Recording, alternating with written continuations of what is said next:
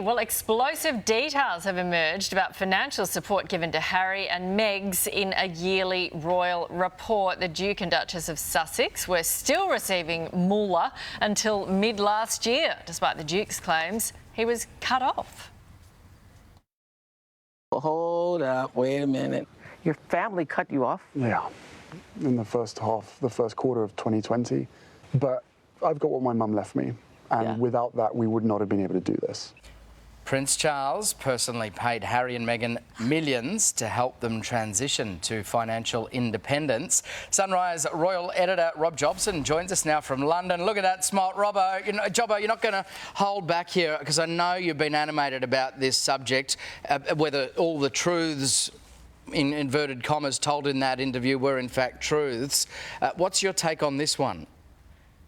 Well, clearly that Oprah interview had to come with a health warning because most of the things in it don't appear to be true at all. I mean, the Prince of Wales clearly has given from these accounts and that a substantial sum was paid to Harry, even though he's a man in his mid-30s. And I think we're looking in the region of about £2 million. You know, that's a lot of money for someone who's claiming he's been cut off. Now, there's a discrepancy really about when the money was paid or how long it was for. But, you know, at the end of the day, if you're given £2 million, in your mid-30s to late 30s, you should be able to divide up how much you've got over the 12-month period and work it out, shouldn't you? You know, if your pocket money's £2 million, that does go a long way. Yeah, exactly. Maybe it wouldn't buy a Montecito mansion, but it's still a lot of money. So the discrepancy is, he says, in the first half of 2020, and some people are saying maybe he meant the first half of the financial year, not the actual year. So he could be telling the truth. Well, he may well be telling the truth, but he's not been cut off, has he, Nat? That's the whole point. I mean, the money is there to last. I mean, you know, they said when they left to go to America and Canada that they wanted to go there so that they could be independent and financially independent and live their lives. So that's great. And their fathers, to say that their father cut them off and then he said, I've got my mum's money, that's kept me going. I think that was being disingenuous because his father certainly didn't cut him off. He kept him going until the Netflix deal was done. And I think that's probably, you know, as fair as it can be. I said at the time, I thought that he hadn't cut him off. I wouldn't have thought it was in his nature, even if they weren't speaking, that the Prince of Wales would have done that.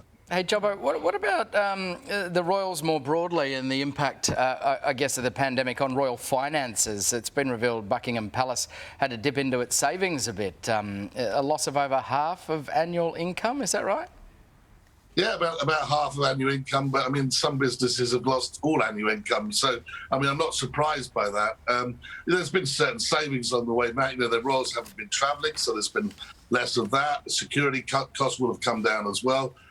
All sorts of areas that would have come down. But, of course, in terms of people coming through the doors to look at Buckingham Palace and all of those sort of extra ways that they have income, look, the money hasn't been coming through the tills. But it's given them a chance to push on with the resurfacing work at Buckingham Palace, and all that money's already been allocated already. So, in many ways, I think they're probably ahead of the curve now in renovating the palace.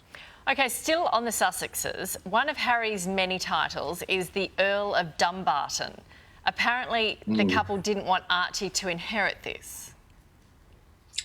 Yeah, the story in the Telegraph is suggesting that the word dumb, which I think is, you know, seems ridiculous, they felt it would be derogatory to Archie. You can imagine that some of the columnists here have been going on about dumb and dumber and all that sort of stuff with regards to Meghan and Harry. But the truth is, he is still the Earl of Dumbarton. When he goes to Scotland, it's one of those funny things that when the royals have got titles for different areas when they go to different parts of the United Kingdom, so they get different titles. And you know, Harry, if he ever does come back and goes to Scotland, he's not known as the Duke of Sussex in Scotland. He's known as the Earl of Dumbarton, and his son is the heir to that. So whether he likes it or not, whether it's dumb or not, I think the story's pretty dumb.